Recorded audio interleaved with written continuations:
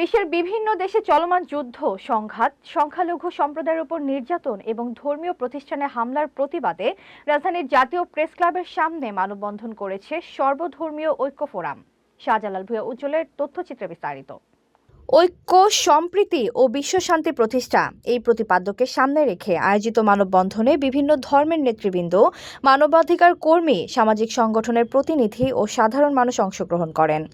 বক্তারা বলেন, পৃথিবীর বিভিন্ন দেশে ধর্মের নামে সহিংসতা, সংখ্যালঘু নির্যাতন, উপাসনালয়ে হামলা এবং মানবাধিকার লঙ্ঘনের ঘটনা উদ্বেগজনকভাবে বৃদ্ধি পাচ্ছে।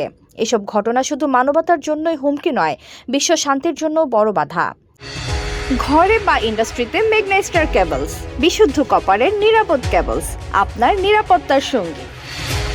মুক্তিযুদ্ধের চেতনার যারা বিশ্বাস করি, যারা সম্প্রীতিতে বিশ্বাস করি, সেটা আমাদের চেতনার সাথে যায় না। সেই জন্য আমরা বলতে চাই, সারা বিশ্বব্যাপী যেন এই সম্প্রীতি সকল ধর্মের মানুষের মধ্যে। তারা আরও বলেন, ধর্ম কখনো সহিংসতা শিখায় না, সকল ধর্মই মানবতা, সহমর্মিতা ও শান্তির বার্তা দেয়। তাই বিভেদ নয়, পারস্পরিক শ্রদ্ধা ও সম্প্রীতির মাধ্যমে বিশ্বে শান্তি প্রতিষ্ঠা করতে হবে। মানববন্ধন থেকে আন্তর্জাতিক সম্প্রদায়, জাতিসংঘ ও বিশ্ব নেতাদের প্রতি যুদ্ধ সংঘাত বন্ধে কার্যকর উদ্যোগ গ্রহণ, সংখ্যালঘুদের নিরাপত্তা নিশ্চিত এবং ধর্মীয় প্রতিষ্ঠানের সুরক্ষা জোরদারের আহ্বান জানানো হয়।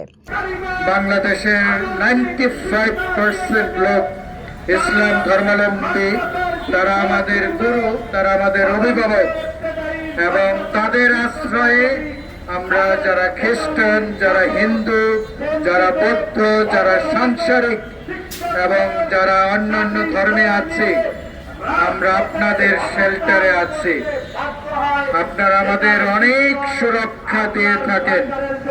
HPL uPVC pipe and fittings, শক্ত, মজবুত ও দীর্ঘস্থায়ী, এক পাইপে জীবন পার।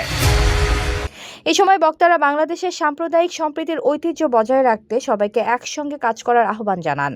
মানববন্ধন শেষে বিশ্ব শান্তি কামনায় বিশেষ প্রার্থনা অনুষ্ঠিত হয়। এতক্ষণ আপনাদের সাথে ছিলাম তামান্না ইসলাম তন্নি। প্রতিদিনের নিউজ আপডেট পেতে আমাদের সাথেই থাকুন।